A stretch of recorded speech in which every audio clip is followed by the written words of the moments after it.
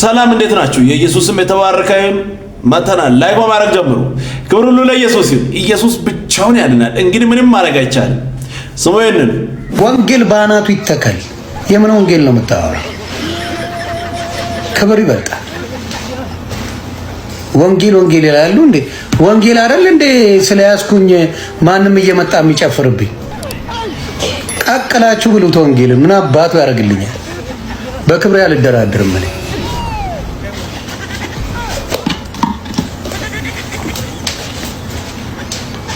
ወንጌልን ቀቅለ ብላው አልኩ። ስለዚህ ዝም ማለት ሁሌ መረገጥ ስራ አይደለም። የተወደዳችሁ ውድ ክርስቲያኖች ሁላችሁንም ሰላም ብያለሁ። ይሄንን ቪዲዮ ሁላችሁም አካውንቴ እንደድሮ ስላልሆነ አምስት ጊዜ የምትችሉ ሰዎች ኮፒ ሊንክ አድርጉት።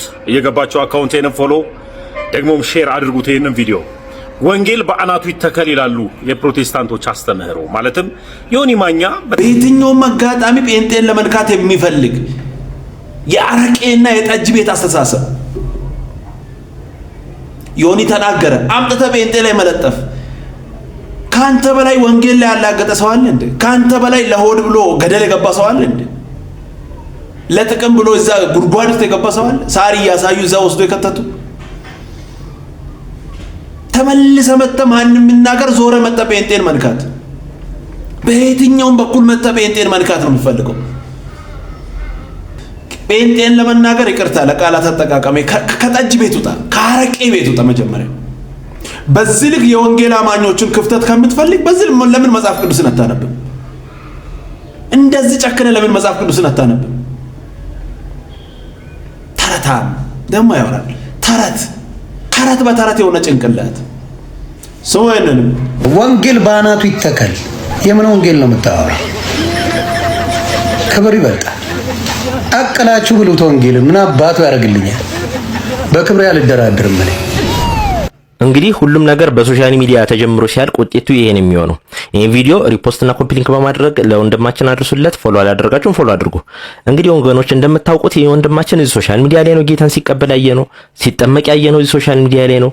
እንደገና ደግሞ በደንብ ሳይጠነክር ከኦርቶዶክሶች ወንድሞች ጋር ሲበሻሸቅ ያየነው እዚህ ሶሻል ሚዲያ ላይ ነው። አይኖ ይህ ፕላትፎርም በጣም ብዙ ሰዎችን እንድንደርስ ረድቶናል። በዛው ልክ ደግሞ በጣም ብዙ ነፍሳቶች እንዲጠፉ እያደረገ ነው። ምናልባት ይሄ የተናገርከው ንግግር ከልብ ላይሆን ይችላል፣ ሰው አናዶ ሊሆን ይችላል ያደረከው፣ ግን እንደዚህ እንድትሆን ያደረገ እዚህ ሶሻል ሚዲያ ላይ በመቀመጥ ነው። ይሄ እኮ የህይወት ጉዳይ ነው። ለምን የተወሰነ ጊዜ ረፍት አታደርግም? ሶሻል ሚዲያ መተዳደሪያ አይደለም ብለህ ነግረህናል አይደለ? ስለዚህ እዚህ እረኛ በሌለበት አንተን ተከታታይ ትምህርት የሚያስተምር ሰው በሌለበት ውሎና አዳራቸው ወንጌልን ከመስበክ ይልቅ የኦርቶዶክስን ነቀፌታ መተዳደሪያቸው ካደረገ ሰዎች ጋር ጊዜን እያጠፋ ተመልሰው ወደ ኋላ ላለመመለስ ምንም አይነት ዋስትና የለንም። እኔ እንደ ሐሳብ ከታናሽ ወንድም የምነግርህ ነገር ከሶሻል ሚዲያ ራቅ፣ ራስን አጠንከር፣ ቸርች ተመላለስ፣ ቃልን አንብብ፣ ጸልይ፣ የተሻለ ህይወት ይኖርሃል ብዬ አስባለሁ። ተባረክ።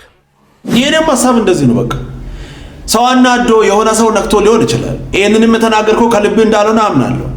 ነገር ግን ጊዜ ወስደ ራስህን አይተህ ቃሉን በደንብ አንብበህ ራስህን በደንብ አሳድገህ በመንፈሳዊ ነገር ማለት ነው ወደዚህ ብትመጣ ይሻላል።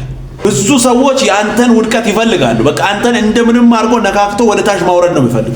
እነሱ እንደፈለጉ እየተናገሩ አንተን መንካት፣ ክፉ ነገር እንድታወራ ይፈልጋሉ። እዛ ቤትም ሆኖ እነሱ እየተሳደቡ አንተ ዝም እንድትል። ወንጌል እኮ ነው ያስከው ወንጌል ነው። ለምን ዝም አትልም? እነሱ እየተሳደቡ ያኔ ክፉ ነገር እንድትናገር ክፉ ነገር እንድታወራ ያገፋፋሉ። ይሄ የታወቀ ነገር ነው። ስለዚህ ተረጋግተህ ቃሉን በደንብ አንበብ፣ ጊዜ ውሰድ። በእንደዚህ አይነት መንገድ ከቀጠል ብዙ እንትን ይኖራል። ወደ ላይ መመለስ ቻንስም በጣም ሰፊ ነው የሚሆነው። ስለዚህ ጊዜ ውሰድ። ወንድማችን እንወዳለን። ተባረክ። ትሰማለህ ብዬ ተስፋ አደርጋለሁ። ስሙ ይሄንንም አይ ዶንት ኖ እንዴት እንደገባህ አላውቅም። ማርያምን አጋጣሚ በሚመስል ሁኔታ እግዚአብሔር ራሱን ሊገልጥልኝ ስለፈለገ ይሆናል። ሰሊናዬ ስለ ኢየሱስ ሰምተሽ ታውቂያለሽ? ሰሊሻዬ ከተወለድኩኝ ከ80 ቀን ጀምሮ ስለ ኢየሱስ እየሰማሁኝ ነው እዚህ የደረስኩት። በ80 ቀንሽ ምን ሰማሽ? ተጠመቅኩኝ። ጌታ ኢየሱስ ክርስቶስ ወደ ምድር እንደመጣ ታውቂያለሽ? አዎ። ምን ሊያደርግልሽ ነው የመጣው? ሕይወቱን ከፍሎልኛል። እሱ የተከፈለልሽ አንቺ ምን እንድትሆኚ ነው? እኔ እንድድን ነው። ከምን? ከኃጢአት። ከሞትም ድነሻል ማለት ነው? ኦፍ ኮርስ። እና አሁን አንቺ ጻድቅ ነሽ? ጻድቅ አይደለሁም። ኃጢአት እሰራለሁ፣ ምክንያቱም ሰው ነኝ። ኃጢአት የሚያደርግ የኃጢአት ባሪያ ነው ይላል። እዛ እውነትን ታውቃላችሁ፣ እውነትም ደግሞ ነፃ ያወጣችኋል። ያ እውነት ደግሞ ኢየሱስ ነው። ሰው አንቺ በክርስቶስ ኢየሱስ ነፃ ካልወጣሽ እስቲል በኃጢአት ትመላለሻለሽ ማለት ነው። አሁን እግዚአብሔር ፊት ማለት ነው ምን አይነት ስራ ስትሰሪ ነው ጻድቅ የምትባል? 10ቱ ትእዛዛት ስፈጽም በህይወትሽ ለአንቺ የሚቀልሽ ነገር የጽድቅ ስራ መስራት ነው ወይስ ኃጢአት መስራት ነው የሚቀልሽ? ኃጢአት መስራት ነው። ኦልሬዲ ከአዳምና ከሔዋን የወረስሽው ባህሪ አለ። ምንድነው ያ ባህሪ ካልሽ ከመጀመሪያው አዳምና ሔዋን ከእግዚአብሔር ጋር ተጣልተው ኃጢአት ሰርተው ነው ከዛ ገነት የወጡት። እነሱ ከዛ ገነት ከወጡ በኋላ ነው አንቺ ደግሞ የተወለድሽው። የእነሱን አይነት ባህሪ ይዘሽ ነው የወረስሽው። ለምሳሌ እናትና አባትሽ ባህሪ አለ አይደል? አባትሽ አሁን ቁጡ ከሆነ እናትሽ ቁጡ ከሆነች አንቺም ቁጡ ነው የምትሆኝ። ቁጡ የሆንሽው አንቺ ፈልገሽ ነው አይደለም? እንዲሁ ነው የቸርሽ ነው። ኃጢአትም ደግሞ አንቺ ውስጥ ነው ያለው። ኃጢአት የሚቀልሽ ቶሎ ብለሽ መስራት የሚቀልሽ እኮ ኦልሬዲ ባህሪ ስለሆነ ነው። እኔ ሰው ልግደል፣ ልዝረፍ፣ ሁሉም ኃጢአቶች ልስራና ጴንጤ ልሆንና ገነት ገባለሁ። አንቺ ካለሽበት የኃጢአት ባርነት ለመውጣት በክርስቶስ ኢየሱስ ማመን ያለብሽ። በክርስቶስ ኢየሱስ ደግሞ የምታምኚው ሰው መግደል፣ መዝረፍ፣ እነዚህ ነገሮችን ኦልሬዲ ትቼ ጌታ ኢየሱስን እከተላለሁ፣ ኢየሱስ በእኔ ላይ ይኑር፣ እኔ ሞታለሁ እያልሽ። ኦርቶዶክስ ግን ነበር አይደለ? ጌታ ኢየሱስ ፊት ለፊትሽ ቢገለጥ ኦርቶዶክስ ነሽ ጴንጤ ነሽ ብሎ ነው የሚጠይቅሽ ወደ ዘላለም ሕይወት ለመግባት? አይመስለኝም። ምንድን ነው የሚልሽ ታዲያ? የኔ ተከታይ ነሽ ይለኛል። የሰው ልጅ የዘላለም ሕይወት ለማግኘት ኦርቶዶክስ፣ የጴንጤ፣ የካቶሊክ ተከታይ ሳይሆን ሰው በልጁ በክርስቶስ ሲያመን የዘላለም ሕይወት አለ። አላመነ ግን በእርሱ ላይ የእግዚአብሔር ቁጣ ይደርስበታል እንጂ ሕይወትን አያይም ይላል። ተባረክ። መጽሐፍ የሚናገረውን እንስማ። በቃ መጽሐፍ የሚናገረውን እንስማ። በልጁ በኩል ነው መንገድ አለቀ፣ በሌላ የለም። እኔ ሰርቼ ጫፍጫፍ ይዤ ምናምን አይሰራም። ኢየሱስ በሰራው ስራ አለቀ። እኛ ጽድቅ የመርገም ጨርቅ ነው። እኔ ዳገትና ቁልቁለት ወጥቼ ይሄ ተረት ነው፣ አይቻልም። ክርስቶስ በሰራው ስራ ክርስቶስ ከኃጢአት ባርነት ነፃ አውጥቶናል። ተመልሰን በዛ ቀንበር ውስጥ ለምን እንያዛለን? እንደዚህ አይነት የተጣመመ አመለካከት እዛው አቁም። በኃጢአት ቀንበር ውስጥ በዛ ወጥመድ ውስጥ እንዳንወድቅ ጸጋ ይረዳናል። ስለዚህ ከክርስቶስ ጋር ስንሆን አዲስ ፍጥረት ነው። በቃ አሮጌ ነገር እኛ ላይ አይሰለጥንም። ክብር ለኢየሱስ። ኢየሱስ ብቻውን ያድናል። እንግዲህ ምንም ማድረግ አይቻልም። ኑ ወደ ኢየሱስ። ስሙንም የዛሬ ዓመት ከምናምን ገጠር ውስጥ ስሙን እንኳን በጠራላችሁ አንዳንዶቻችሁ አታውቁትም የሄድኩበትን ቦታና ገጠር ውስጥ አገልግሎት ጋበዙኝ። ከዓመት በፊት ነው ያስያዙኝ። ስሙንም እኔ ያላቆም ራሱ ሲነግሩኝ እንዲህ የሚባል ቦታ እባክህ እንድታገለግለን እንፈልጋለን ብለው ወጣቶች ደወሉ። መቼ? ከዓመት በኋላ ነው የምትመጣው አሉኝ። ኦገስት ላይ። እሺ ያልኩና ፕሮግራሜን አየሁ። እችላለሁ፣ ፍሪ ነኝ። እንደው እባክህን አደራህን እንደው ዩኒቨርሲቲ ተማሪዎች፣ የሃይስኩል ተማሪዎች ምናምን በአመት አንድ የምናዘጋጀው ኮንፈረንሳችን ነው። 5-6 ቀን ነው የሚፈጀው ራሱ ፕሮግራሙ። ሜዳ ላይ ገበያ ሜዳ ላይ ነው የሚደረገው ምናምን ብለው ነገሩኝ። እሺ አልኳቸው። ዘማሪም እንጠራለን። እሺ አልኳቸው። ከዛ ደጋግመው ይደውላሉ በየመሃሉ። ትመጣለህ አይደል ይሉኝ። እመጣለሁ፣ በቃ እመጣለሁ እኮ አልኳቸው። አትጨነቁ። እሺ ደግሞ ይደውላሉ። አንድ ሰው ብቻ አይደለም፣ ሌሎች ሁሉ ይደውላሉ። ኮሚቴው ማለት ነው። ደግሞ ይደውላሉ ለእርግጠኛነት። እንዴ እመጣለሁ እኮ አልኳቸው፣ አትጨነቁ። ለምንድን ነው የምትጨነቁት? ምን አገልጋይ ይቀርባችኋል እንዴ አልኳቸው። አዎ ብዙ ይቀሩብናል። በቃ እኔ እመጣለሁ፣ አይዟችሁ ጌታ ይረዳኛል፣ ብቻ ዝም ብላችሁ ጸልዩ፣ እኔ እመጣለሁ። ደግሞ ቀረብ ሲል ይደውላል። ትመጣለህ አይደል ይላሉ። ከዛ ነገ ታዩታላችሁ የመጀመሪያ ልጃችን እኔና የባለቤቴ መጥቷል ኦልሬዲ እዚህ እና እሱ ወደዚህ ሀገር ለመምጣት ዩኒቨርሲቲ ለመምጣት ፕሮሰስ ላይ ነበረ። አለቀለትና መምጫው ሰዓት ላይ ነው ያ አገልግሎት። እንግዲህ አስቡት፣ መጥቶ አያውቅም እዚህ ሀገር። ይዞ መምጣት ያስፈልጋል አይደል? ይዤ መምጣት አለብኝ። አይገጣጠምም። ይሄ ታይቷቸው ነው እንዴ ደጋግመው ሲደውሉ የነበሩት እነዛ ወጣቶች እስክል ድረስ ማለት ነው። እንትን ውስጥ ገባሁ። አሁን እሱን ይዤ መምጣት አለብኝ ወይስ አገልግሎቱ መሄድ አለብኝ? ግራ ገባኝ። ከዛ ለሱም አልነገር ዝም ብዬ መጸለይ ጀመርኩ። ጌታ ሆይ ስለዚህ ልጅ ትምህርት በፊትህ ስጸልይ ነበር፣ ሰማኸኝ። እዚህ ጋር ደረሰ ኬዙ፣ ሊሄድ ነው። እሱን ይዤ ልሂድ ወይስ አገልግሎቱን ልሂድ? ምንድነው ማረጋው ብዬ የምር በቃ በፊቱ መጸለይ ጀመርኩና ጌታ ሆይ ምንድነው ማረጋው? ከዛ ለምን ራሱን አላወራውም አልኩና እኔም ምልህ አልኩት አንድ ቀን በቃ ትኬት እንቁረጥ አይደል? አዎ ኦኬ። በዚህ ቀን ብትደርስ ጥሩ ነው አይደል? አዎ ኦኬ። እንግዲህ ትኬት እንቁረጥ ሲባል ለኔም ለሱም ሊያስብ ይችላል። እኔ ደግሞ ያ ፕሮግራም አለኝ። እየፈራው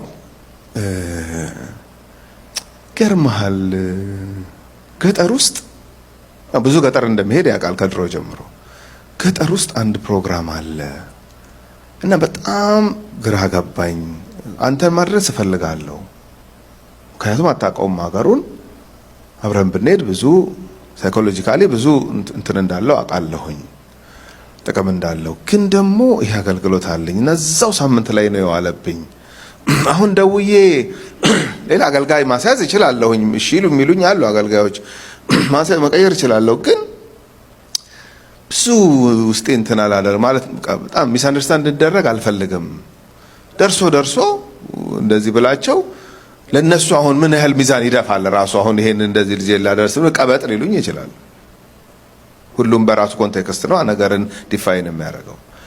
እና እንደው እንደዛ ሆነብኝ ምን ይሻላል ስለው ያው አዲስ አበባ ልጅ ስለሆነ አራዳ አይደለ እንዴ ያንተ ዱዓ እኮ ነው እዚህ ያደረሰኝ፣ ሄድና አገልግል አለኝ። አልኩኝ ያንተ ዱዓ ጸሎት ነው እንደሞ ማታውቁ ካላችሁ ያው ያንተ ዱዓ ደስ ይላል። ስንቶቻችን ነው ግን እዚች ጋር ቁጭ ብለን አሁን እሱ የተናገረበት አሁን ዶክተር አብርሃም በተናገረበት በዛች ወንበር ላይ ቁጭ ብንል ይሄንን ማድረግ ምን ችለው? በደንብ አድርጋችሁ ከባድ ነው። ይሁን የሚል ቆንጆ ታሪክ ነው። ስሙ ያንተ ዱዓ አይደለ እንደዚህ ያደረሰኝ፣ ሂድና አገልግልን እሄዳለሁ ዶን ወሪ አለኝ። አለቀስኩ ታውቃላችሁ። በቃ ለምን ብትሉኝ ለአገልግሎት ይሄን ያህል ቫልዩ ይሰጣል ማለት ነው ያልኩት። አዎ እናንተ ቫልዩ ከሰጣችሁት ልጆቻችሁ ቫልዩ ይሰጡታል። እናንተ እንደ ነገሩ ካረጋችሁት ልጆቻችሁም እንደ ነገሩ ያረጉታል። ያከበራችሁትን ያከብሩላችኋል። ክብር ለጌታ ይሁን። አርሹር አልኩት። ያል የሚገርማችሁ እግዚአብሔር አብሮት የሚማር ልጅ እስከ ሺካጎ አብሮት እንዲመጣ አያደርግም። እንደ ሲያቀልልኝ ማለት ነው በቃ ነገሩ። ከዛ እዛ ከደረስ ፈልግ ቪዲዮ ኮል አድርግልኝና እኔ ራሴ ጌት ነምበሩን ምናምን እያወራሁ እንትን ታረጋለህ። የዛሬ ልጆች ቀልጣፋ ናቸው። ምንም ቪዲዮ ኮል ማድረግ ሳያስፈልገው ደርሶ ነው የደወለልኝ ራሱ ገብቶ ማለት ነው ከተማው። ለምንድን ነው ይሄንን ማነሳላችሁ? እግዚአብሔር የሰጠንን አገልግሎት በታማኝነት ካገለገልን ዳርቻችንን ያሰፋዋል።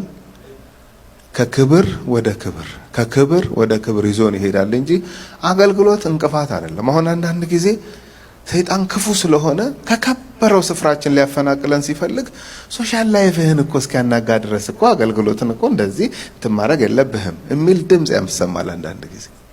አዚፍ አገልግሎት እንቅፋት እንደሆነብን እስክናስብ ድረስ ማለት ነው። ምንድነው እንደ ነገሩ እንትን አትለውም እንደ ሰውም እኮ ምናምን የሚል ነገር እንዲህ ክሮስ ያደርጋል አንዳንዴ በጭንቅላታችን ውስጥ። አገልግሎት ተገኝቶ ነው እንደ ክብር ለእግዚአብሔር ይሁን።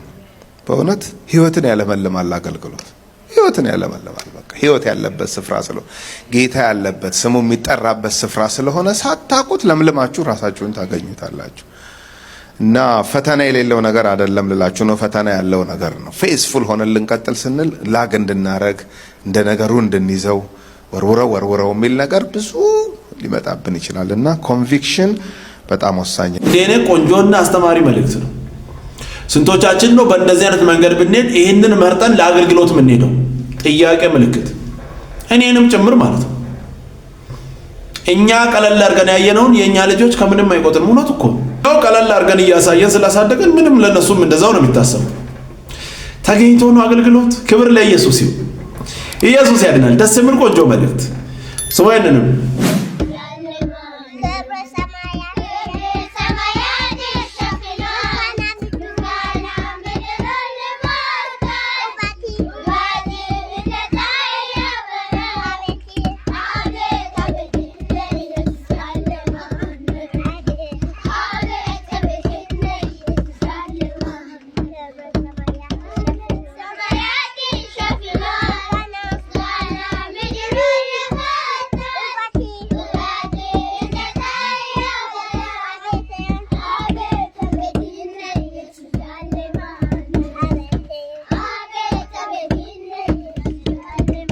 ልጆች እግዚአብሔር ባርካችሁ። እዚህ እድሜ ጌታን እያመለኩ በጌታ ቤት ሆኖ ካደጉ ነገ ለሀገርም ለትውልድም ለሁሉም ሰው ይጠቅማል። የእናንተ ምክር የእናንተ ፍልስፍና ምንም የትም አይደርስም። ልጆች መማር አለባቸው። ጥሩ ነገር እንዲያደርጉ ምከሩ፣ ወደዛ መንገድ ውሰዱ። ግን ቅድሚያ ክርስቶስ ኢየሱስ ካልቀደመ ምንም ነገር የትም አይደርስም። የእናንተ ምኞት መና ሆኖ ነው የሚቀር። ስለዚህ ኢየሱስን ማስቀደም ብቻ ነው፣ አለቀ። ከዛ ያሰባችሁትን ሁሉ እያሳኩ ይላል። ኢየሱስ ከፊት ካለ ምን ይከለክላል? ኢየሱስ ብቻውን ያድናል። ምንም ማድረግ አይቻልም።